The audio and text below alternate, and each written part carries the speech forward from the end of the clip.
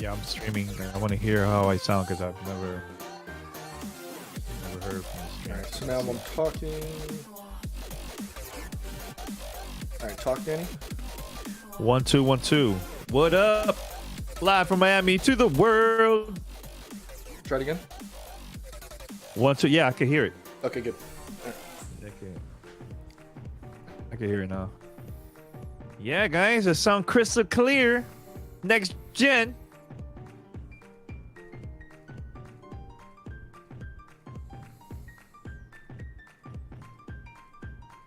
What's up, everyone?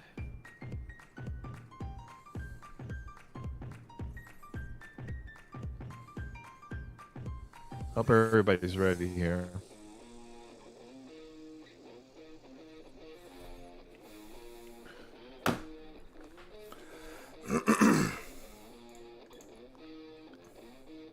What B is that, Pete?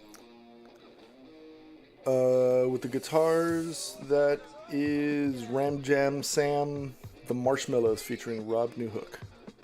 Oh, awesome. That's dope.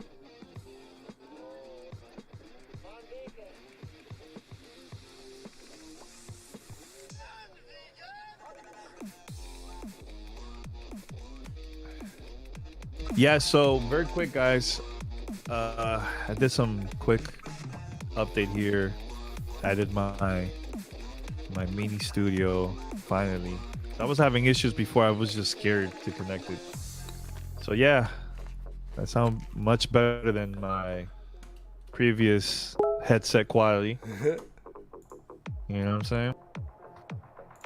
That's good. Paris is not gonna be joining us. He's in Stockholm. Shout out to him. He'll be back soon, and yeah, so hopefully next time he'll join us, he'll talk about some goodies that he recorded for the podcast. Stay tuned for that.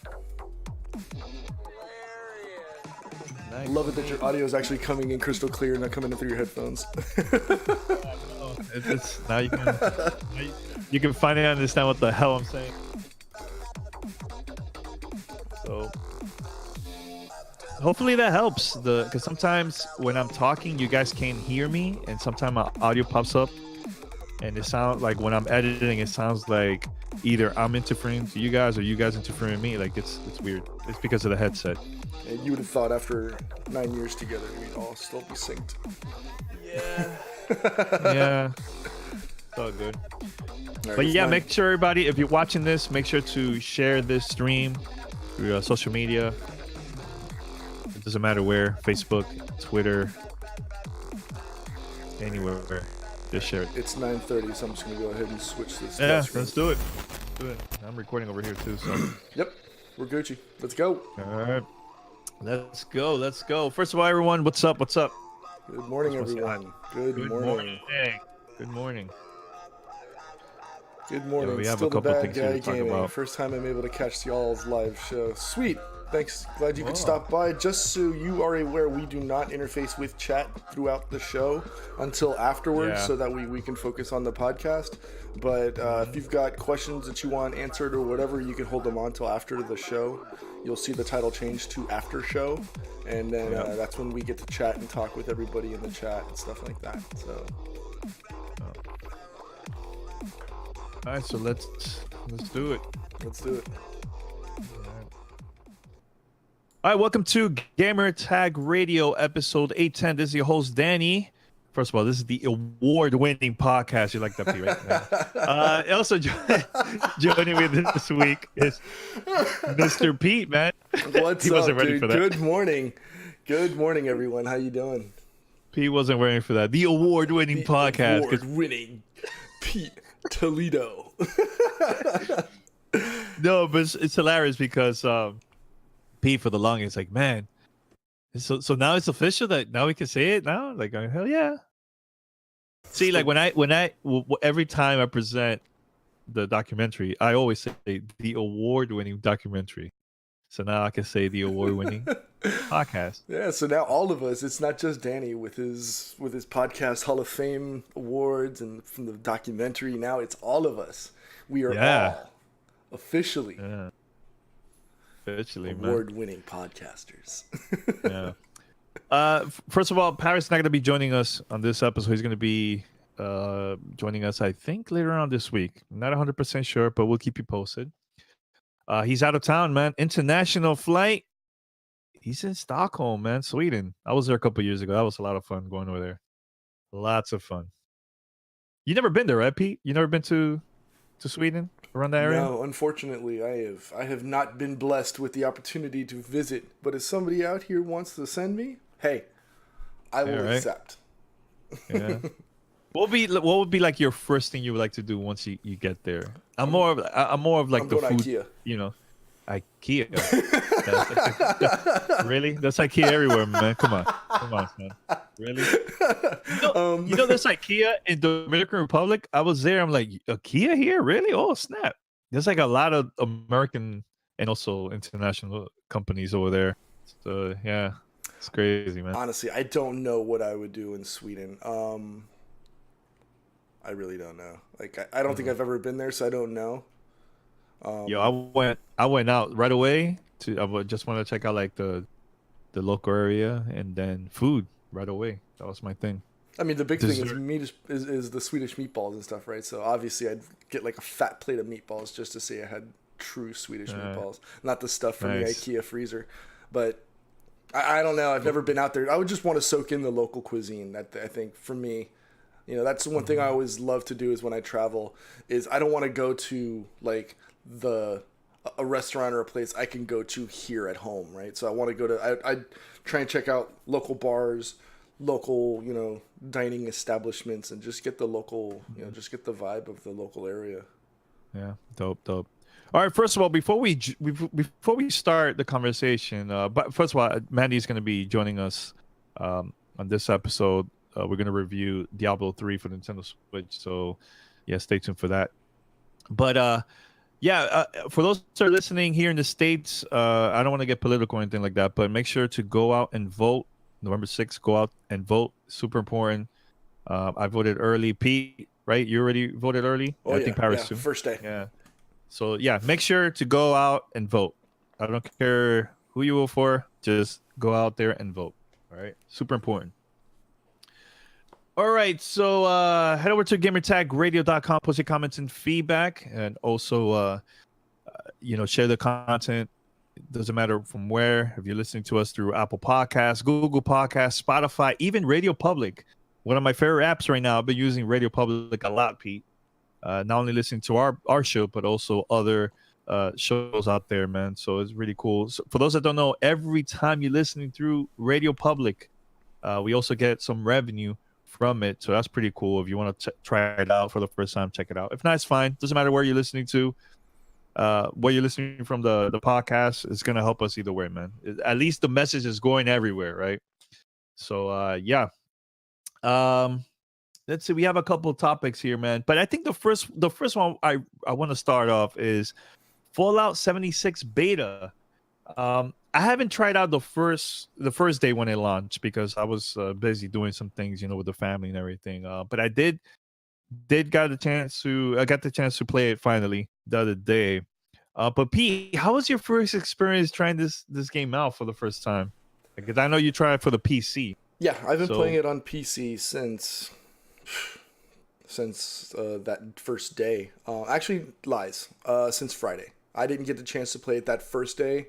Simply had too many things going on between work and life and stuff, so I didn't have a chance to play. I did watch my friend play on his stream for 3 hours, so I kind of got an understanding of some gameplay. I watched a couple of other streamers on Twitch as well. And then Friday, I spent my first real good chunk of time in Fallout 76. Pretty fun. Initial impressions, I'd say, for me personally, again, this is Pete's impression. This may not apply to you, so take this with a grain of salt. Your mileage may vary on this one. For me, if I'm going into if I had the opportunity, or and obviously I do, right, to buy it based on what I've played in the beta, unless I know I'm going to be playing this with friends, I won't jump into Fallout 76. Just for me personally, I don't think that there's enough story or action or adventure for me to go in from a solo perspective. Now, having played Fallout 76 on 2 separate instances with 2 different groups of friends, if I know that all of them are buying it and playing it regularly, I will buy Fallout 76. So in a nutshell, if you're jumping into this, if you're interested, or you're on the periphery of whether you want to buy, like you're sitting there on the fence and you could teeter either way, ask your friends if they're going to play this regularly, right? Not something that they may play for a week or two and then jump to the next new hot game. But if they plan on investing time and whatever in Fallout 76, then yes, I would say jump in. I had a blast playing yesterday for 3.5 hours, I want to say. Maybe if I went the whole, except for like the first maybe half an hour, I spent the entire time that the beta was live yesterday on Fallout 76, and I intend to do it again today. I think they're going on from 2 p.m. Eastern to 9 p.m. Eastern, so a full 7-hour span. I may even stream it. Let's put it that way. So, nice, if you're watching it on Twitch, if you're watching us live on Twitch today, unfortunately, those that listen to it on the podcast, they won't have a chance to watch it. But you could check it on the VOD section and on the Twitch channel. But and I'm going to throw a lot more time into it. I think I'm level 10 now, so I've got a couple of the weapons that I've picked up and stuff over time that I can actually use now. But there's some crazy intense moments, especially early on. I jumped in yesterday with a couple of the members of our community, and like I jumped into their game. We joined up as a team, and next thing I know, I'm being chased by like 9 or 10 different creatures in the game, and I was screaming like, "Leave me alone!" Like they just wouldn't stop attacking, and then I got it. It was just insane, like tomfoolery. It was, and that's where the fun of a game like that, generates from, because it's just, you're just in the wasteland, you're running. You're just trying to find gear and loot and craft, and you have to manage, what you're carrying, because you can't get over encumbered, because then if you've got too much stuff in your backpack, then you walk slowly, you recover slower, you can't fast travel to your friends and things like that. There were some areas that, and maybe this was our fault, we shouldn't have gone, because like we were fighting like this level 50 dragon that, like, when it screams, it creates explosions. And oh crap! Oh damn! And it's so it was probably chaotic around that area. And the highest level guy on our team was level 20, and so no matter what we did, like it did nothing. We were basically shooting spitballs at the dragon, and and we were way underpowered and underleveled for it. But then there's other sections of it where we were fighting like this hermit crab that, instead of a shell, it had the back of a school bus on, and like it was just like, you see everybody, all of us running around frantically looking and running for help and shooting at this thing. We finally got it. You got some rewards from an exploration type style of game. It's standard fare for a Bethesda Fallout title. I mean, it's exactly what you would expect. Graphics, from a graphics perspective, I mean, maybe if you compare it, I'd say it's closer to Fallout 4 and how that game looks. I agree with that. I've heard some people say, I mean, because it's using the same tech. It's not like they created a new engine for 76. It's basically the same engine that they've been using. I've heard some people say Fallout 3. Again, I think it might be the same engine that they used from Fallout 3, 4, and now Fallout 76. A lot of orange. And I don't know if that's a good or a bad thing. It's just very orange. It gives me the same feeling like the day when I first jumped into Gears of War and everything looked brown and gray. But other than that, like I said, if you're looking to play this game with friends, this game has the potential to have a lot of legs and be able to sustain long play times with friends for a long time to come. With mods, obviously, that's going to throw a whole new list of changes and fun opportunities, because with mods you can literally do anything. I remember was it Skyrim, the Fus Rodas scream was changed to other things like was it Luke Wilson's whoa, things like that. But other than that, I had a good time. I may pick this up because I know my friends want to pick it up online, and if that's the case, then it's got my $60. Yeah, you know what? I got the game.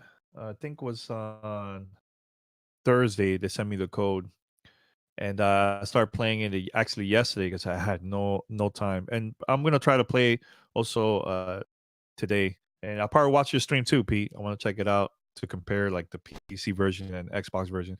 So at first, I launched the game, and in my head, I was like, because I've been hearing a lot of people saying that the game feels kind of lonely when you're like out there exploring. And I didn't really felt that vibe at all, man. Question. I do have a question though. Like, how many people could fit in one session? So you Do can you fit 24 people on a server, 4 on the people on your server? Okay, team. So 4 people. So, you can squad up yeah, with a group, and it's maximum 4 people, but there's a maximum of 24 players per server. yeah. And I'm loving the exploration. I liking the little quests that you will pop up here and there. Um, I also had like an event because we were like close to the same area. I think one area was like by a church, and we all had to do like an event together. So I did a couple of things, and other people that were around that area also helped. And we all of us completed the event. That was like my first event experience. That was pretty cool. There was these dogs that was always after me at first. Pretty annoying dogs. Um, I'm liking this a lot, man. Honestly, I really didn't care much before when the game was announced. I thought it was gonna be a disaster. I didn't get no issues, no lag issues. Everything was running smooth, man. Now I know a lot of people were having issues the first night, which I can Hmm. understand. I think one of the issues was for the PC version. I don't know if it was like that for console, but the beta got deleted from your computer. Was it Yes, like yeah. that There too? was a That bug. that was There was a that was bug on so the weird. launcher that if you preloaded it, and it happened to me as well because I preloaded it the night before. I think it was Tuesday night. I Hmm. preloaded it, and when it went live, like an hour or two before it went live, it actually deleted the files and forced a re-download. Now, Yeah. and maybe because the servers were getting hammered on Tuesday night, because I literally like started the download after I was done for the evening and getting ready to go to bed, and Hmm. like it told me like it was an hour to finish downloading, but then Oh my god. the next day, and I think it was like at 3 in the afternoon, literally an hour or two before the beta went live, it was gone, and the install button was there again, or the download button. So I had to hit it again, and it re-downloaded everything within 15 minutes. So I don't know if it just deleted a chunk of it or all of it. I know some people had to re-download it. I think Beaker from Yeah. our Yeah. Discord community had to re-download everything. But Hmm. again, and again, well, thank you Xfinity for giving me good internet. So maybe that was the reason why it didn't take as long, or Yeah. maybe Bethesda realized what had happened and they opened up the bandwidth from their servers to allow it to download faster. Yeah. And this to me, this is a game that it feels like, well, I haven't played with friends yet, but I think this is a game that it should be played with friends, man. Because the people that I met at my session, I could easily invite them to my session. Like we could party up and so on. But I didn't. I just wanted to have the experience of playing solo to see how the vibe is. And sometimes you could just ignore everybody else and just do your own thing. That's what I was doing too. And I'm liking this a lot, man. The good thing about this beta is, Pete, right now you've been playing for a couple hours, right? Whatever you have with your character, that's gonna save for the retail version. So that's cool. I know we had that conversation a couple months ago about that. If that was like a good idea or not. And I said from the beginning, that's a great idea for you to save your content from the beta and transfer it to the retail version. I think that's awesome, man. So you don't have to restart all over again. I think this is perfect, man. Because that was the issues I had with a lot of betas in the past. Is I hate doing everything from scratch all over again, even if I pass it from the beta version. So In a game like Fallout 76 that predicates itself on being fully online and immersive, hmm yes, I could totally understand why Bethesda made the decision to allow your progress in the beta to transfer more over to the retail from the retail space. Yeah. And the reason for that is if you're going to have a beta, and I don't think that this is going to be the only session of beta. Well, maybe. I mean, it launches in a couple of weeks. So that being said, I'm glad that they did that. There's other things in the game that, like for those that have spent a lot of time in this game, I know there's some people. I think maybe I've got 6 or 7 hours, or some people that have about 14 or 15 hours into it so far, that they've played every single minute of it. For something like that, I think maybe the early protections of people that, you can't get griefed if you're level 5 or below. That's when the actual PvP component of the worlds start to go live. I haven't really seen a lot of that. Maybe some of the people in my group were kind of itching to go that route and try to start beef early just to try it and see what happens. I could tell you a story about that. What happened to me? So I started walking around. I went outside, and I think I had to go to like an area to craft, right? Craft like my armor and also weapons. So I'm there, and I turned around. There was somebody who was there just pointing at me, like he wasn't sure if he should like trust me or just attack me. So he was just there staring at me the whole time, waiting for my move. And I waved. I went like this, like hello, and I just walked away. Like, look, I'm not trying to create beef here, man. I'm just trying to do my quest. So I left, and we kept it cool. So far, I haven't had no like any issues with like other players just pop up and start shooting everything. So far, has been a really cool experience, So Yeah, so that was my little quick story. It's been similar to actually when I jumped into my friend's match yesterday, or to my friend's team server yesterday. Yeah. I was trying to catch up to them, and then I started getting chased by some Mirelurks, and like it was just me. There's 7 Mirelurks chasing me, and then next thing I know, I see 2 people coming in, and I'm like, oh, here we go. It's over. I'm a level 9, I think, at that time, or something, or an 8. They were a level 7 and a 9, and I'm like, that's it. I'm dead meat.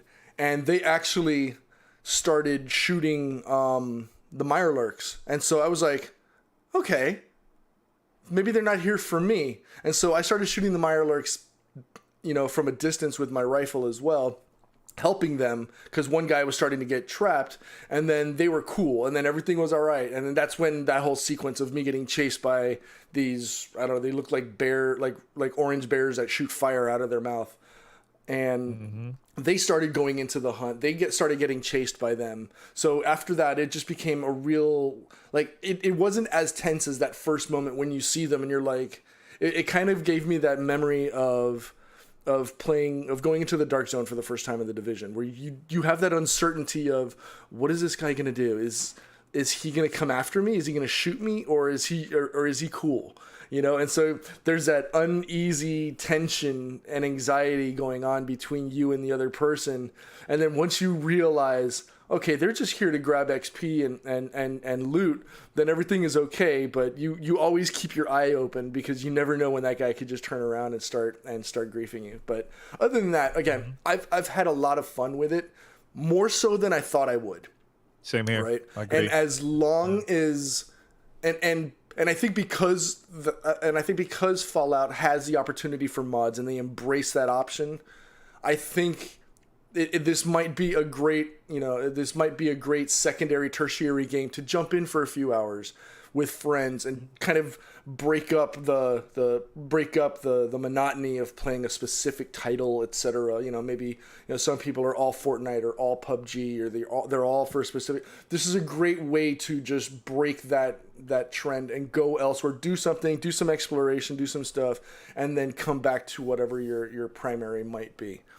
Yeah. Again. Yeah. I think as a fan of RPG, and I played Fallout games in the past. This is good, man. I'm having a blast with this, man. I'm liking this. I'm liking this big time, man. So can't wait for the retail version to come out. I know people are gonna be saying, man, there's so many games out there, but look, man, you have a choice. You want to go the battle royale route, you have that option. You know, if you want to play some RPG, especially online RPG, you have an option as well. So that's cool. Now, my question to you, Pete, before we go to the next topic: third person or first person for you for this game? First person. First person. First Okay, person, agree. all the way. Agree. There have been instances where I did hit the V button and swapped because I wanted to play from both perspectives to see which one gave me what the perspective that I wanted. Right now, I think first person is where it's at. You know, there may be certain circumstances where third person comes in, but again, it's preference. The fact that they give you the option to do whatever you want, you can pull up the Pip-Boy, you can have the manual version where you pull up your screen and you're switching stuff. You can have it where it's just the interface for the Pip-Boy up on your screen. They've given you so many options to do what you want. And I think that's what is important. It's not forcing the player to succumb to a specific way of gameplay, or you can only get first person view, you can only do third person view, you have to use the Pip-Boy with the manual pull up. No, they're giving you the options, and I think doing so makes it goes to show that Bethesda does care about its players and does care about its consumer base. They want you to have the experience that you create for yourself, and I think that's a great job from Bethesda. And with as many games that are coming out, damn it, now I have to add Fallout 76 to the list. Yeah, it's a lot of games, especially after this. The game that I'm waiting for is Smash, and I think Battlefield is also coming out around this time too, later this month. So damn, so much content, so much stuff. Very quick, Pete. Yeah, I know you're a Diablo fan, and they announced actually Blizzard announced that a new Diablo game is coming out. It's called Diablo Immortal. Now, this is a mobile game, and you know what? Companies, they have the right to create any games they want. If they want to go to the PC route, console, or mobile, that's fine. So I was like, all right, cool, man. You know, I just started playing Diablo for the first time, actually, which I'm going to be talking about it with Mandy. You're going to listen to it later on in the show. So I was like, all right, cool, man. So they announced this. You know, I wasn't going crazy because, I'm still new into this whole Diablo series. So the game was announced at BlizzCon 2018. And there was a lot of people mad thinking that they were going to announce Diablo 4, which there's been rumors that they've been working on this project for a while. And, the time is going to come. It's going to happen in the future, but I just don't get why gamers are so angry that they decided to create a game like this for mobile. There's people that don't have PC, don't have consoles. This would be the first opportunity for them to play Diablo for the first time on iOS and Android. So, what are your thoughts about this? Because I find this like so tacky. People getting mad on Twitter, social media, or even the one of the gamers during the Q&A at BlizzCon even said some stupid nonsense to the developers that were on stage too, man. So Yeah, I think what are the your thoughts comment about all was, this, "Is man? this an early season troll move or April Fool's joke?" Yeah, it's so tacky. Tacky, It's man. understandable. So Diablo, in and of itself, as a title, spans generations. People, it's a universe. I'd say it's probably one of those game universes that threatens. It sits there on the Mount Rushmore almost for a lot of people, right, as one of the greatest game IPs of all time. I spent hundreds of hours on on Diablo 3. So I understand why some people would want that. It's extremely anticipated for a lot of people.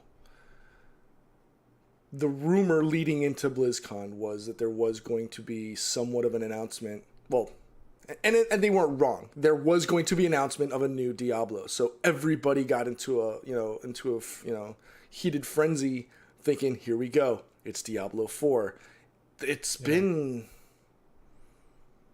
6 years, I 4 years, believe. 4, 5, maybe 5+ years since we've had a Diablo. Wait, I was still in my old house, so yeah, a good 4 to 5 years plus since Diablo 3 came out. And remember, I played Diablo 3 when it came to the console. I wasn't playing PC games at that time. So yeah, much longer. We're talking maybe 6 or 7 years since that. So the anticipation hit an all-time high when people were going into BlizzCon thinking, here we go. D4, baby, let's do it. And then, like you said, and maybe,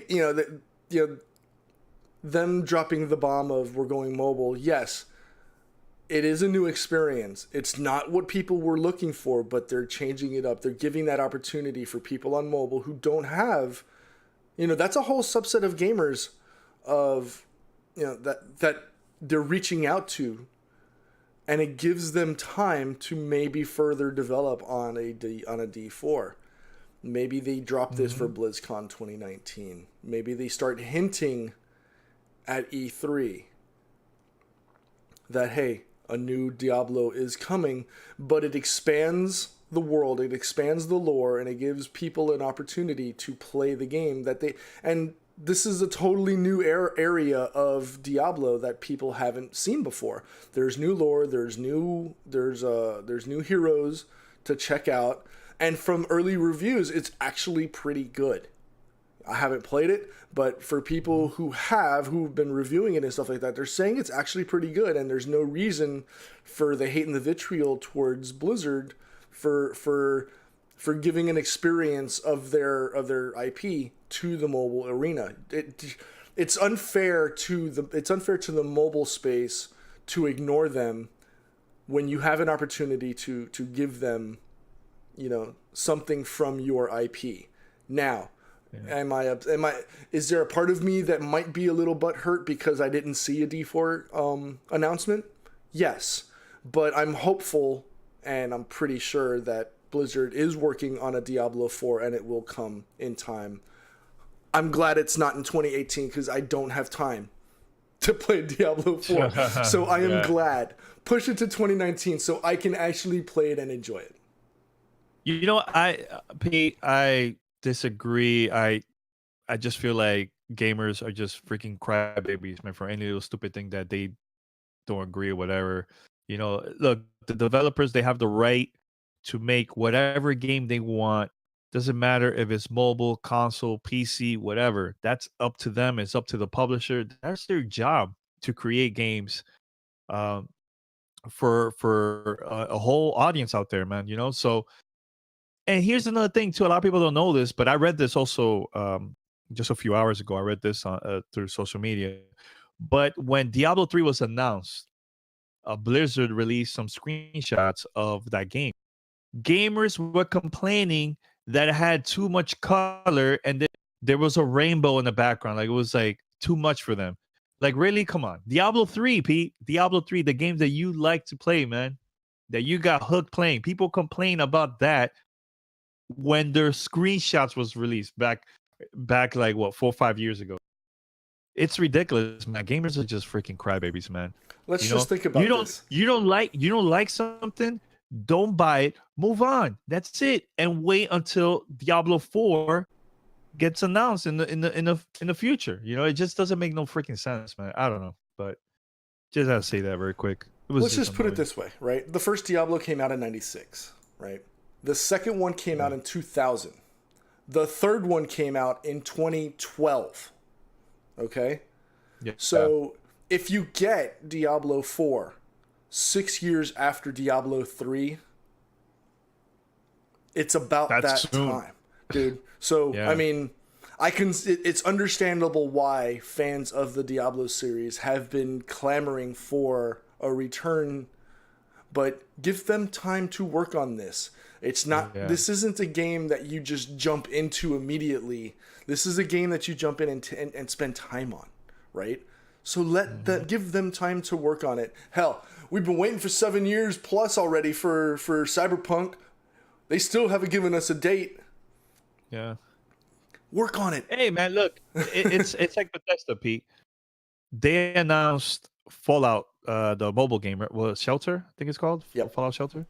So that was announced a couple years ago. yeah, there was people pissed off that wasn't a new Fallout game, I guess maybe, or they just wanted to know more about Fallout 4 at that time, because I think it came out also later that year.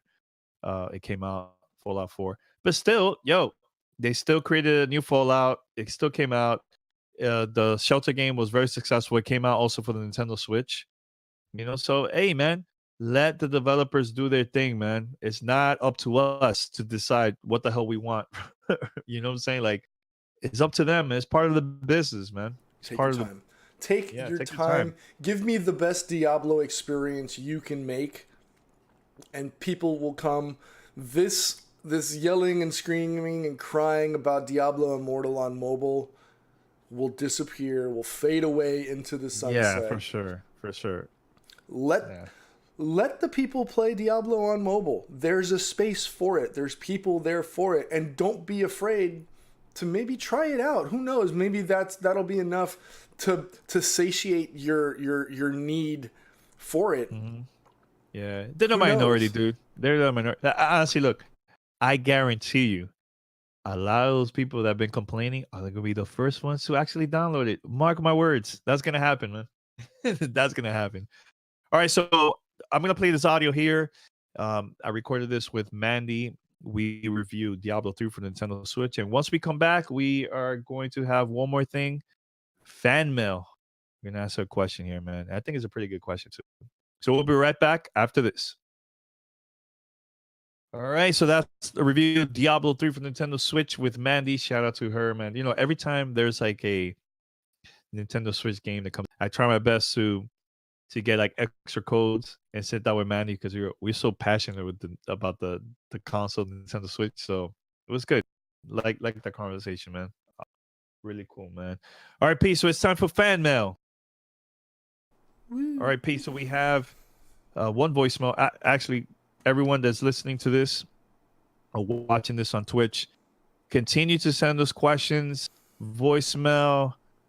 You could call us or go to speakpipe.com/gamertag radio. You can leave a message through there using your computer, your mobile device, super easy, or just send us an email or leave a message also on Discord, man. So it's discord.gg/GTR. All right, so Pete, let's play the voicemail for this episode. All right, here we go. Hey guys, what's going on? Leo from Las Vegas. I checked out the last podcast, and I was listening to you guys. Danny and Paris went ahead and went back and forth about how awesome Red Dead 2 is, and don't get me wrong, I've been playing it almost nonstop myself, and I do think it's awesome.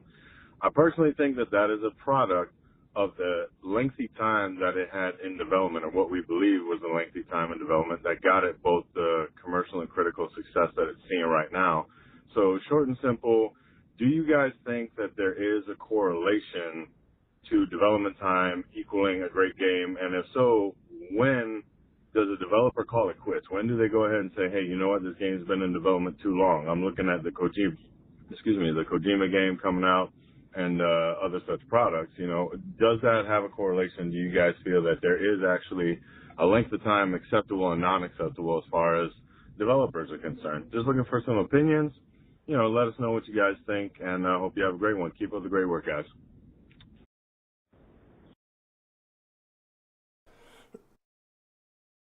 Sorry, I had to cough about that. It's all good. It's all good. It's all good. You know what? Take your time. Like I just said about Diablo, leading into the fan mail question, they took 12 years to go from Diablo 2 to Diablo 3, right? You've got 2012 to whenever potentially Diablo 4 comes out, since Diablo 3 came out. We've been waiting for 7+ years now, 8 years now on Cyberpunk. We look at the time it took for Red Dead Redemption to come out from 1 to 2. We've seen the accolades that game has gotten. Take your time. We have always stated as a group, and yes, I know Paris is probably listening. He's going to say, "Don't talk for me." But how many times have any of us, whether it's the three of us, whether we've had previous cast members on the show and stuff, never have you ever heard any of us complain that a game is being delayed or it's being pushed back or development's being held back because they want to work on things? that is, that is something that developers always are working hard to do, is they want to give you the best experience they can. Sometimes developers are hamstrung by upper management, etc., to deliver a game maybe earlier, or maybe there's a commitment to drop a game specifically on that date and they can't push it back. But you can't tell me that there's a developer out there that likes to put out crappy games. I can't imagine that somebody wants to put out, a quality developer or a quality publishing house wants to give you the best experience that they can. There may be stakeholders or stockholders that are pushing or force the agenda and force it to come out early. But from an individual developer sitting at his desk with all of his tools on his computer, working on his or her computer, working to create a game, they all bust their humps to put out the best quality product. Even games like Islands of Nine, which I've been trashing personally, they all work hard. Like I follow the stream on one of the developers on that title, and he busts his hump. He busts his butt to try to make things better in that game, right? So take your time. Wait 7 or 8 years. And if you have a publishing house that is supportive of that, a la Blizzard with Diablo, a la CD Projekt Red with a title like The Witcher or a title like Cyberpunk, take your time. Give me the absolute best product you can, and make me appreciate and enjoy that much more. See, that's the thing, that it's important for companies, for developers to, when they create a game, make sure that it's a game that is so ahead of its time, um, with like the features and the stuff that you could do in the game that no other company is doing. Because if you're taking your time with it, then you don't have to worry about, oh, this is like already too old, and you know, are we gonna still release this? Because there is already so many games with the same feature, same gameplay. What's the point of us releasing a game like this? There was one game that the developers took a very long time. Then they canceled it, and then they worked on it when they decided to bring it back, and they continue the development of that game and release it, and a lot of gamers were happy. They found it like it was trash. Duke Nukem, remember that, Pete? That came out for the 360, also PlayStation 3. Yep. That game was in development for years. So when a lot of the gamers got the game and started playing it, it wasn't great. It felt like a game from back in the days with just beautiful graphics right now. So a lot of people didn't really like it, man. It was too boring. So yeah, I do agree that developers should take their time with it, but also make sure to create something that is totally new that nobody else is doing. But imagine if it's a company that is working on a game and they want to copy, let's say, Fortnite, or copy PUBG or Blackout, and it's Battle Royale, and they release the game 10, 12 years from now. Is that even worth it? Is it going to be still the hot thing around that time? So that's why it's good for companies to create something that's totally unique and the future. The future. That's why a lot of companies don't like to leak stuff, man, to the public, because their competition will find out. Then there were also the competition will copy, with the same thing that they're doing for their game. So that was a great question, though, man. No, I liked it, and I'm going to break the fourth wall here. Somebody on the Twitch stream, Sideways, said, for most games, COD will never get delayed. And so Call of Duty is kind of like the unicorn in that scenario, because Activision has 3 development houses between Sledgehammer, Infinity Ward, and Treyarch, all working on different iterations of it. So technically, each Call of Duty release, while it does get launched every year, has a 2 to 3 year development cycle attached to it, because they go in rotation, right? So the Call of Duty that we just got, with Black Ops, you won't get another iteration of that for another 3 years from Treyarch, because the next following one will be Infinity Ward, I believe. So, and even if Infinity Ward gets dropped from the table, you get you get a 2-year development cycle, which for a game like that isn't all that bad. We're not sitting here talking about 90 hours of content that's non-repeatable. You're talking about a game that may or may not have a single player game, but is mostly just multiplayer competitive shooting. 5-on-5, 6-on-6, or a BR. You don't really need to have a 6-year development cycle for something like that. Whereas the only time you're going to see that are games like The Witcher, games like Cyberpunk, games like Red Dead Redemption, which doesn't really need, a multiplayer aspect for it. You want to talk games like Madden, yeah, or basketball, yeah, but those are more roster changes and lineup changes and things that you can't bring back to other games that are older. So, yeah, thank you for the question, Sideways. Appreciate it. In the chat, again, if you have feedback, throw it on the Discord, or send it to us via email.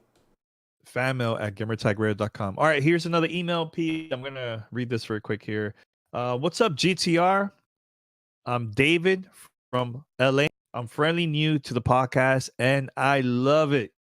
I listen to multiple episodes during work. My question is regarding Battlefield 5 and their Battle Royale mode. I haven't heard anyone mention that Battlefield has a spotting feature in their multiplayer. I think bringing that feature into Battle Royale can be a game changer. Do you guys think they will include that? Do you think that it will make a big difference? Hope I make the show. Thanks in advance. Look forward to the next episode. David, thanks for the email here. Actually, Paris is in Stockholm for a Battlefield event. He's probably going to talk about it in the future and stuff. But I know in other interviews, and this was announced I think it was a couple weeks ago. DICE mentioned that the Battle Royale is not coming out for launch, but it is in the future, sometime spring of 2019. I think that was Game Informer or Polygon. It was one of those media outlets that there was an interview and they said that. So I don't know how I feel about that, Pete.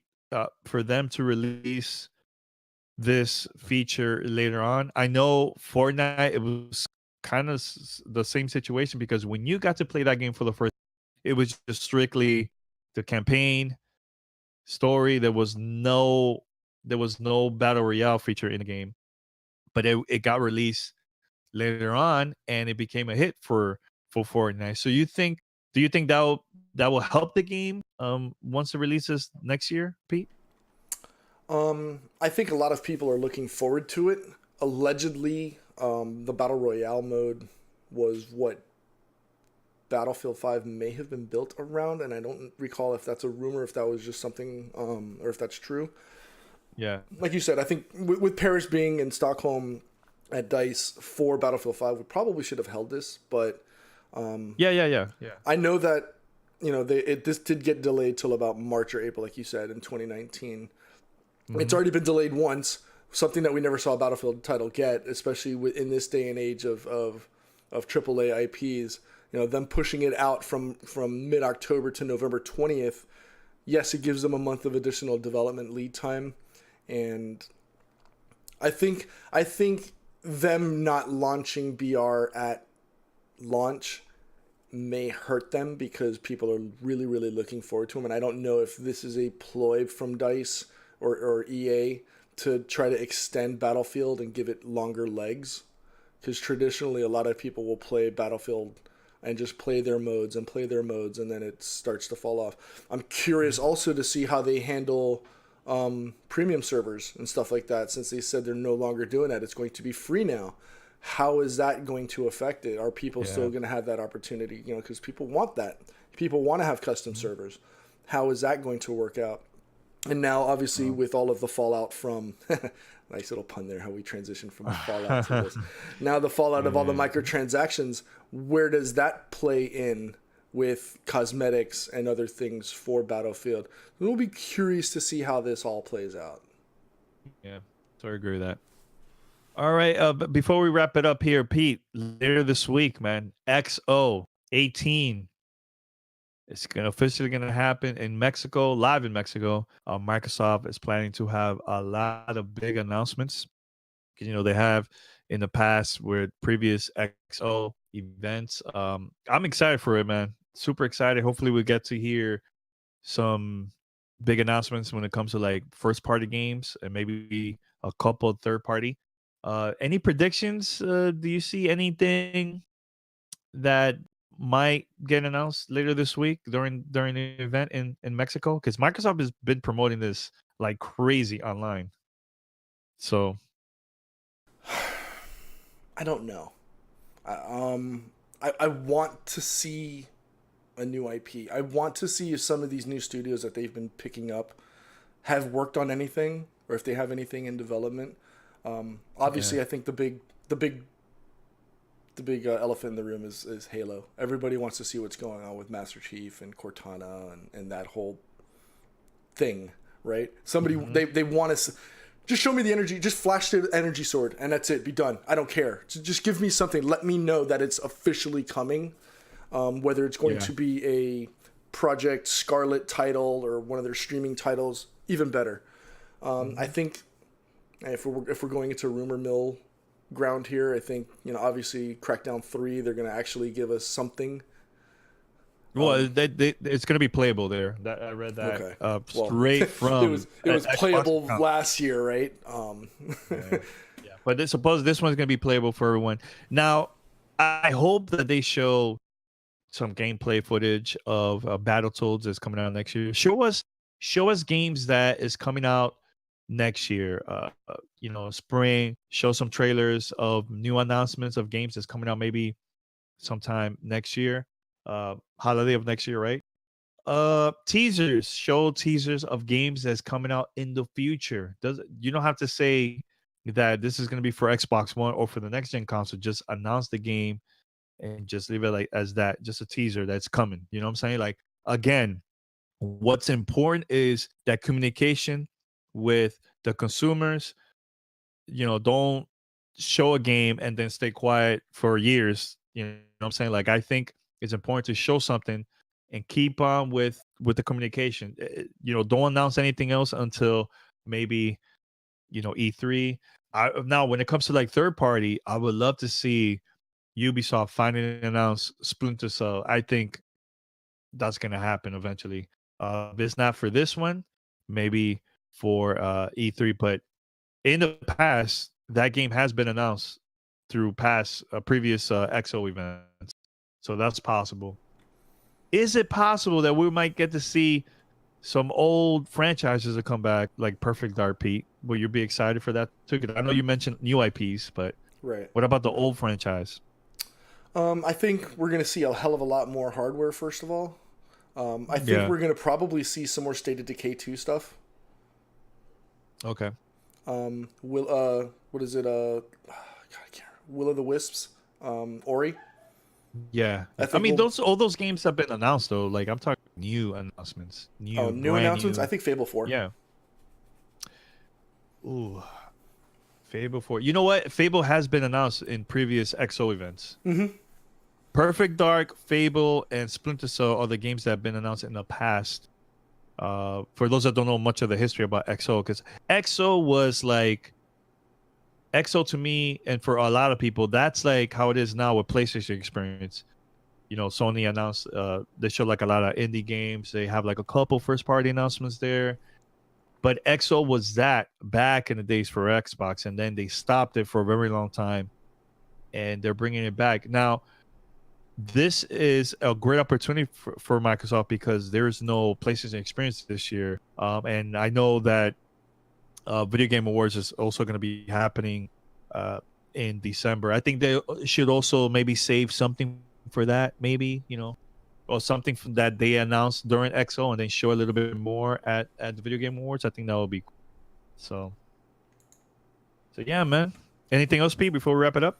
No. Well, I think they had announced keyboard and mouse support, The so what? we'll The see what? that keyboard and mouse support Oh for yes. the Xbox Yeah. stuff. Yeah. Age of I know. Empires I know. There's no Gears. They're not showing Gears is not going to be at XO at all at for all. So this the year. no pop, no tactics, and nothing for 5 or 6 or whatever. No, I just read no Gears. I don't know if this is like the new Gears or what.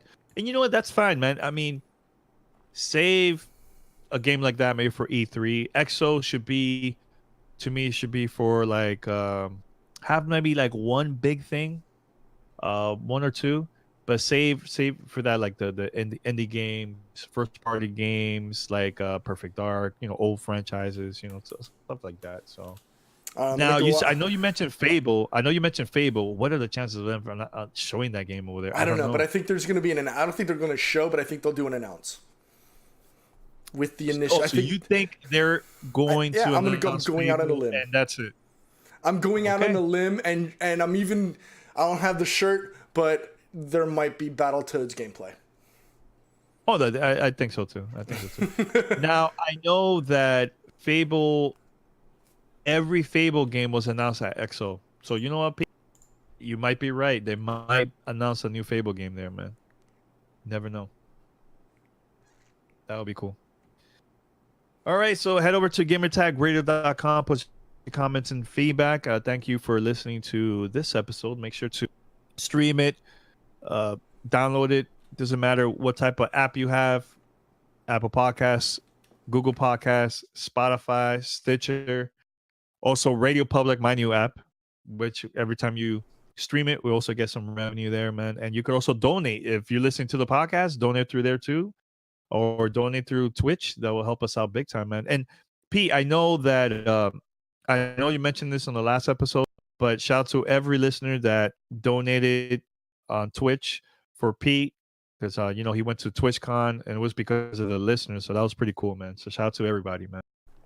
So. Absolutely. Thank you. Yeah. Thank you, everyone.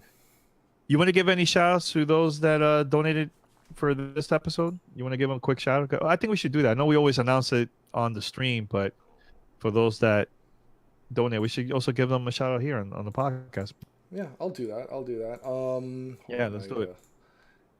Change this information. Okay, so, and I got to meet this guy, Sweeten135, donated $50. Shout out to him for hooking it up. I mean, that was huge. Chubby Wubby dropped $20 for this. Yeah. Kiana V donated $5. Beaker dropped $100. That's insane. Blazino with the $10. Cuddle Pudgeons with the $100 donation as well. Nice, one of our mods, Cypher. Thank you, Tanya. She had dropped $25. Real Spartan dropped $5.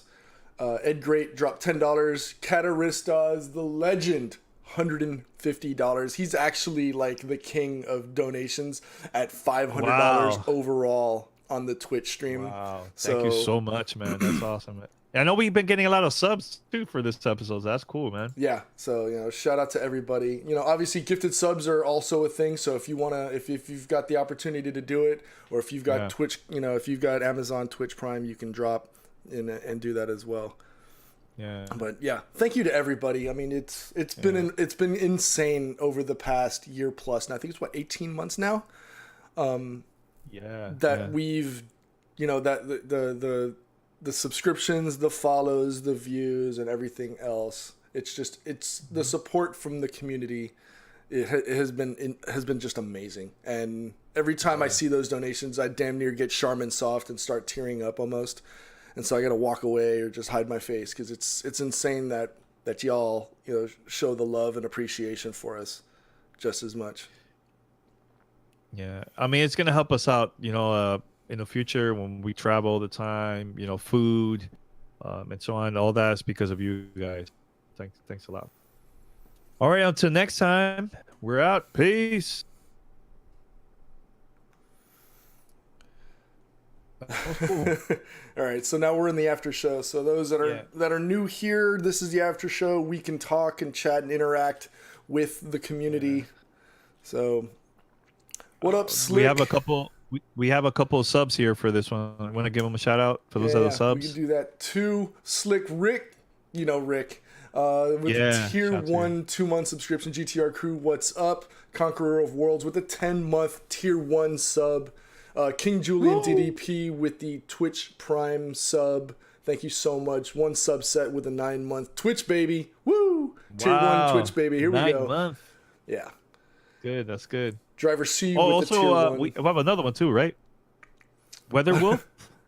Hey, and hold on, I have to shout out the wife and daughter. I love you, Allie. I love you, Sophia. They're watching from Colombia. Hey, Ali, what's up? Hey, Sophie, what's up? That's No cool, man. sideways. All right, so here we go. We're gonna go into history mode here. So we have a communal friend. Her name is Elda. We were both invited separately to her wedding. I worked with her. My wife had known her for 15, 20 plus years at that point.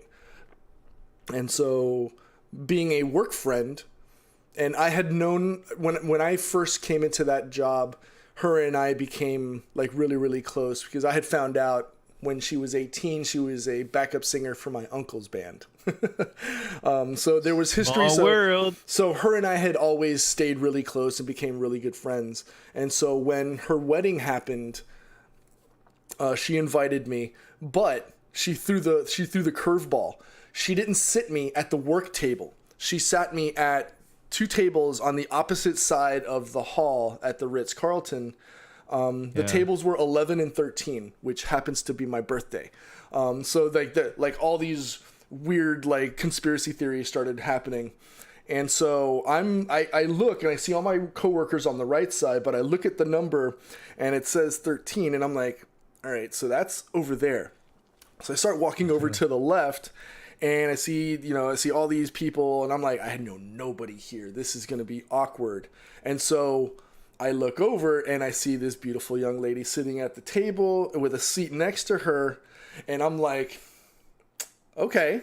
And she looks at me and like according to her, the gears started turning and she's like, this is the guy that Elda's been trying to hook me up with. So she's like, come over and sit next to me. And I'm just like, okay, here we go. Okay.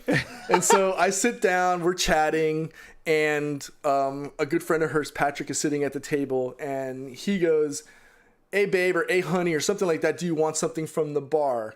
And she's like, no, thank you. I hear that, and I'm like, shit. Oh, she's that's already it. taken. Game over. It's a so wrap. I'm just going to sit here. I'm just going to eat my food, say hello, and thank you, and dip out. So after the procession comes in and they do their dance and Elda and Andy, her husband, are sitting at the table eating their meal, I walk up to say hello and congrats so that I can make my exit. And she's, I'm like, Elda, thank you so much for the invite. And she's like, oh, did you meet Alicia? And I'm like, yeah, I did, but she's with Patrick. And Elda's like, oh, honey, Patrick's gay. And I was just like, here we go. You're like, oh, I have a chance. I was like, all right, focus. Yeah. So at that point, I came over. Her and I started chatting. We talked, danced, had a great time. And then 2:30 in the morning or something like that, it's getting ready to go. We're walking out, and I'm like, hey, I asked her for her number. I was like, I was being polite. I was, hey, mind if we can, get your number? We'll, chat, talk, maybe have dinner sometime. She's like, sure. So she gives me her number. And if you've ever been to the Ritz-Carlton in Key Biscayne, there's this piano in the middle of the hallway and a long hallway in either direction. So I'm headed back towards the front and I'm like, bro, it's 2:30 in the morning, 3 in the morning. It's Miami. Everybody's still up anyways. So I come by, turn around and I walk all the way back. I'm like, you want to go get a drink? She's like, well, I don't really drink, but I eat and I'm hungry. And I'm like, hey man, it's 3 in the morning, dude. I can chow. So I'm like, let's go have pizza. She's like, okay. And so we walked out. We went to this place called Casola's in Miami for pizza. It was like 3:30 in the morning. It's so good. It's great such good spot, pizza. yeah. And we sat there chatting, and like everybody's coming in club nights. I'm sitting there in a 3-piece suit. She's sitting there in a dress because she was one of the bridesmaids and stuff. And funny story, there hadn't been until we started formally dating and stuff like that, and even throughout all this time, there's never been a single day that her and I had never chatted. Like we had always made it a point to talk every day until, obviously we started getting into the relationship and then eventually marriage. But yeah, that's the history, and that's how I met my wife. That's dope. And because of her, that's how I met Pete. Yeah, and that's how Danny and I got to meet, because they used to work together at Discovery Channel Latin America in Miami, and so. And here's a story that a lot of people don't know. So I get to meet Pete, and I mean, you watching in the documentary, like he said it comes to the house, and I had a Guitar Hero party because that the game was coming out for the Xbox 360. This is like the first time uh, Red Octane created that game for Xbox because it was always a PlayStation exclusive. So they sent it to me early. I had it like a week or 2 weeks before it came out. So I invited Pete, invited Ali, friends and family, and I had it outside of the backyard of my dad's house. We had like a big screen, and we started playing and stuff. And so P and I, we started talking. And he was telling me, "Yeah, I'm part of a clan. Was it THM, the Hitman? That's what it's called. Yeah, Team Hitman. Team Hitman." So I was like, "Yo, oh, you're part of the clan." So at that time, I used to record a lot of clans on our podcast. We used to talk about like esports in the early days of MOG and Halo 2 and Halo 1. So I did an interview with Pete, and Pete was asking me a lot of questions about GTR. Then I was getting a lot of messages from Pete, man, like, "Yo, what I could do, man, so I could join, how can I help?" Every day Pete would send me emails, texts, all kinds of stuff. So then randomly I get an email from EA, and they had a spring showcase. I can't remember exactly what year was that. But I know it was like Dead Space. It had a Medal of Honor for the original Wii. The Simpsons, I think, was there too, right, Pete? That's for the 360. I can't remember if that was for Dead that. Space, Battlefield, Bad Company, Medal of Honor Mobile. Oh no, Medal of Honor for the Nintendo Wii. That's actually where I met Justin. 60K. So I get this email, and I can't remember exactly why I couldn't attend. So I was like, "Yo, you know what? I'm gonna send Pete. I'm gonna test him out to see if he's willing to work. Like he's ready to make moves, man." So I sent Pete to this event, and I called Pete, and I'm like, "Hey, Pete, what you doing?" He's like, whatever." And then I'm like, "Hey, man, how about going to San Francisco for free? Don't worry about buying a flight. Nothing is for the event, and I want you to cover for GTR."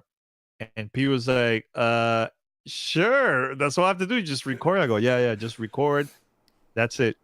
This is the first time that P actually goes to a media event, has no clue about what to do. He's super nervous, freaking out. And I believe I put a picture of him that he took.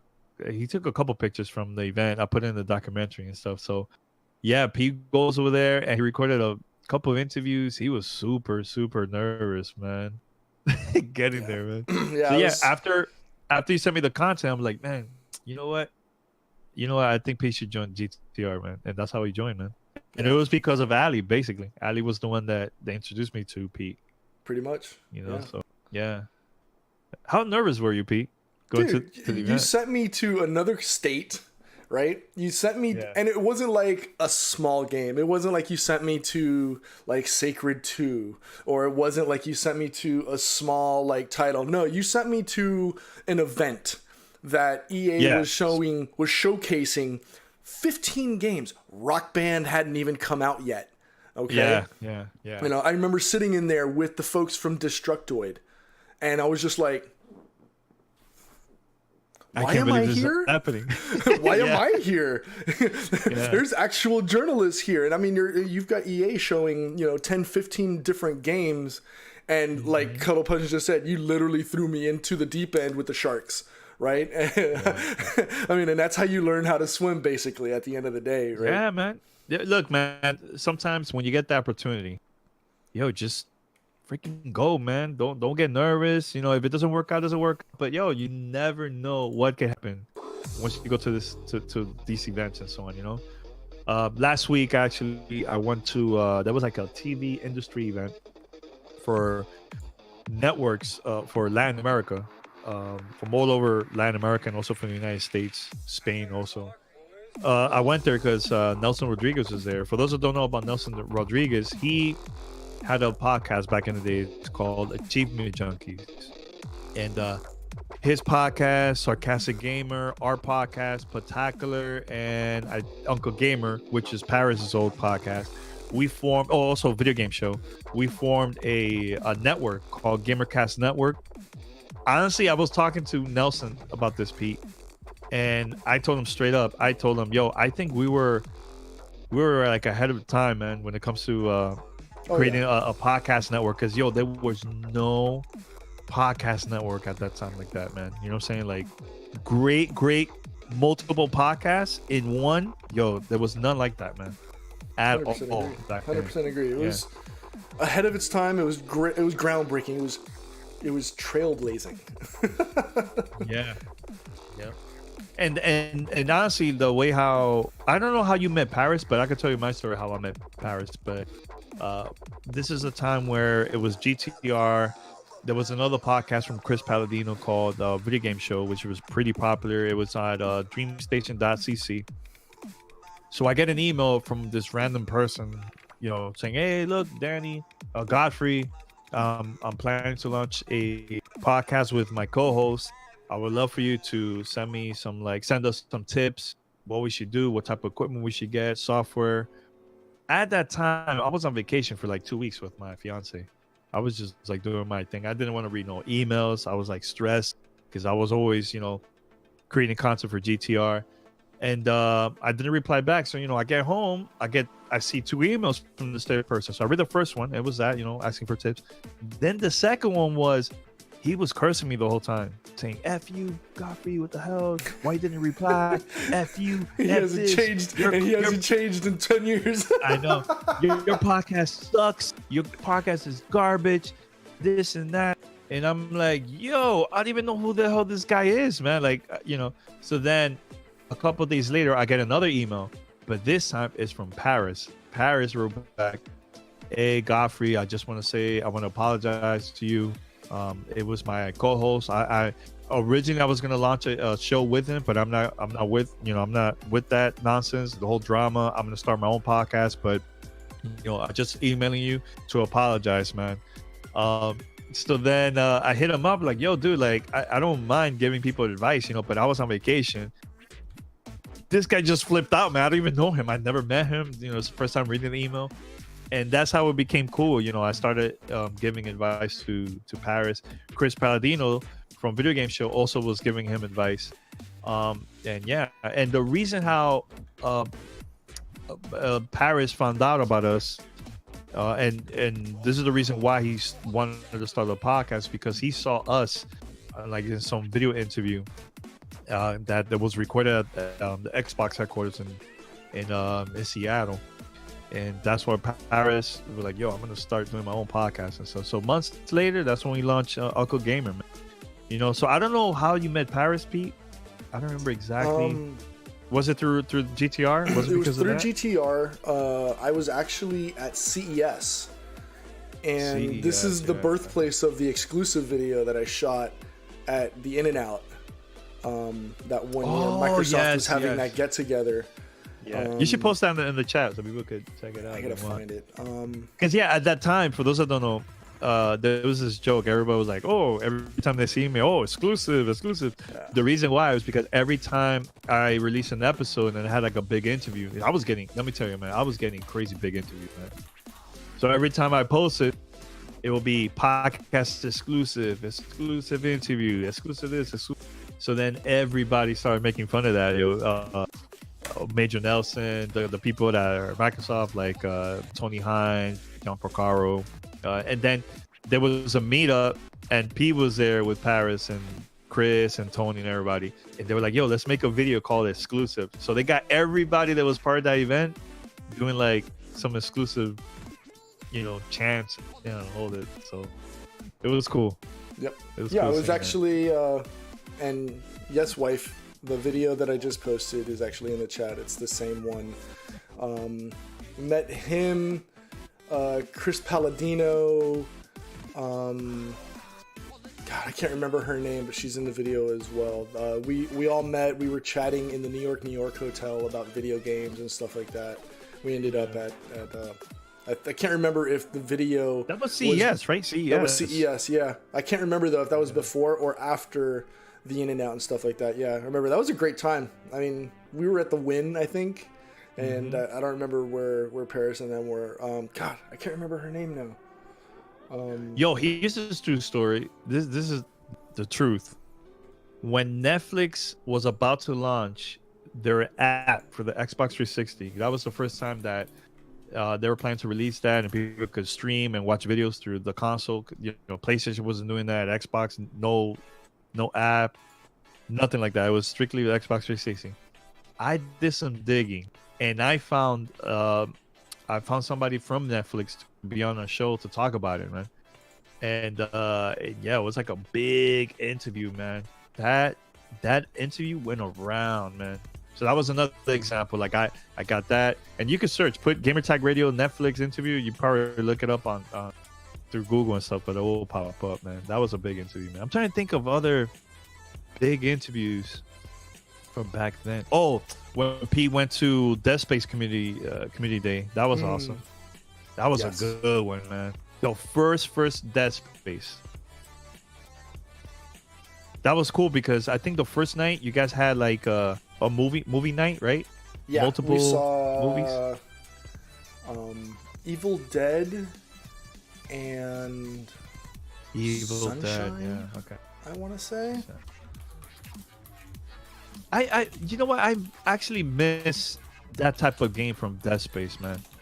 1 and 2 was pretty scary. 3 was just I didn't really like it at all, man. They stayed away from the whole horror, start doing like a Gears of War type vibe. That just didn't work out, man. Another interview that was pretty big back then was Lost Planet. I went to that event. Capcom was there. I had them on our show. They invited us to Seattle to actually play the game. That was really big for us. I'm thinking of other big interviews back then, man. Thinking. By the way, I know in the chat, how many of you guys haven't seen the documentary? I'm just curious to see. I know a lot of you have seen it already, but let me know in the chat if you guys haven't seen the documentary. I'm very curious. Anything else, Pete? No, I'm actually trying to find the picture of what picture? Me, Paris, my wife, Chris Palladino, and one other Flickr. person. Go to Flickr. Maybe in Flickr is there. No, I know it's on my Facebook page, but trying to find pictures in Facebook is like... I just saw the wasted picture from 2 years ago at E3 where your kicks got stepped on. Oh my god, that was a disaster. That was 3 years ago? That was 2 years ago. Yeah, that was when Perez died on the hill with Sterling, when they had the debate about greatest hip hop soundtrack, and Sterling ethered him in the middle of the road. You're right. In the middle of downtown LA. By the way, you know, the other day I was like, yo, because I was like in the mood for some tacos, so we went very quick to Taco Bell. And I was like, you know what? I'm gonna buy this $5 chalupa box from Xbox. If I get a free Xbox One X, I'll probably give it to my brother or somebody, So yeah, I tried it. No luck. I tapped out. I'm like, I'm not gonna win. You have enough, bro. Come on. I know. I have 2 Xbox One X now. Yeah. So that's crazy. So yeah, good luck anybody that try to do that. By the way, Pete, you should try to do it without buying a Taco Bell box. You could I know Arctic did that. He went to a website. I think it's winxbox.com. I think that's the one. And you could get free codes through the website, and you could use that code, or Arctic, tell me if I'm wrong or not. You will use that code, and you could use it once a day until the end of the campaign.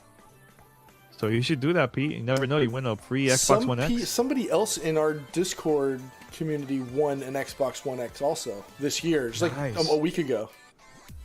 Okay.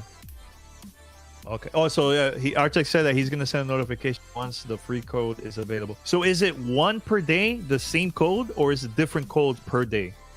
Let me know in the chat because I'm kind of confused. I won an event like that, but it was for Burger King. They had a free Xbox 360 with Connect, and I won a free Connect and a free Xbox 360. Yeah. Also, November 12th is the date. Also, that's starting next week. For my birthday. That's Yo, Pete, do it, man. 8 days. Do it. You never know. You never know, man. You win. Oof. That'll be huge. That'll be huge for you, man. So no Red Dead, Pete? Still haven't played it. Still haven't bought it.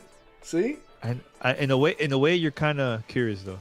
I am curious, but I think I've watched enough people play it on stream that I don't need to play it. You know, there's I just discovered this a couple of days ago, and I just found this out like through YouTube. It actually was from IGN. Do you know that there's a vampire in the game that you could get? It's like a hidden. It's like one of those like hard to find missions. You have to like do a couple things, and then you have to go to an area at a certain time, and then you will see a vampire there. That's crazy. Like, I've seen a lot of like the oops and the mistakes and the glitches that have occurred as a result because of stuff like that. Like, just like this guy, there's just one. Like, if you look it up on YouTube, there's a video. It's like top 20 like accidental deaths or something like that in Red Dead Redemption. Actually, I know exactly where it is. Oh, but it's in my Discord. I can't do it. But there's one scene where this guy he's hunting for like this super rare white horse. And he spent like an hour and a half, 2 hours like tracking it. He finally finds it and he's creeping up, and then a moose comes out of nowhere and just plows him. I seen that one. I seen that one. That was too funny. He's like, "Don't touch the horse. Attack!" Boom. It's I seen that one. That was funny. Or this one is pretty random. There was this guy. He was like, I think, capturing some guy that was like going away, right? So he traps him. He's tying him up, and out of nowhere, you see like this horse with fire running around, and he sees you and then goes to like the other side and kept on running all the way, but he's like burning. I'm like, wait a minute, what the hell that came from? That out of nowhere. I've seen such crazy stuff. There's like people like you're riding your horse and he just randomly catches fire out of nowhere, and it's just like goes right fire. Yeah, it popped up. Yeah, it's weird. That was so weird, man. But I like in the game. You know, I can't wait for later this month that we could actually play multiplayer online to see how it is. And there's been rumors that they're gonna have like the usual, you know, team deathmatch, you know, stuff like that. So I'm wondering how it's gonna be like officially once it comes out. Because I would love for them to create like a story similar to GTA Online, like that, but it's only online. That would be freaking cool if they could do that. So, all right, everybody, this is from Addy. Thanks for reminding me. One more thing, make a donation to Doc's Extra Life today. Yes, Extra Life is still going on, and Arctic actually. Let me look for Arctic's link so everybody could go and support. Because I know his goal right now is 1,000, and I think they have like 375 or something like that. P, I was thinking, man, maybe we should donate from GTR to Arctic. We can. I've donated to a couple of people's different channels. So I know I've donated on Marsha's. I think I did like $50 or $75 earlier this year to her Extra Life page. Actually, she got a shout out from Doc. Doc, I see that video. Yeah. So anybody is watching this, that's the link. Arctic is he's been streaming now since I think yesterday. So yes, go and support, donate, even if it's $2, $5, $1, doesn't matter. Just go out there and support, man, for a great cause. Extra Life. Yeah, I think we should wrap it up, Pete. Okay. Everybody's watching. Thank you for watching this live and also listen to the podcast. Make sure to listen to us through the apps. And that's about it. Go out and vote. November 6th? Tuesday. Make sure to vote. And that's it. We're out. All right. Peace out, everyone. Thank you for those that followed and or subscribed and or donated or did anything or hosted. And that's it. Peace out.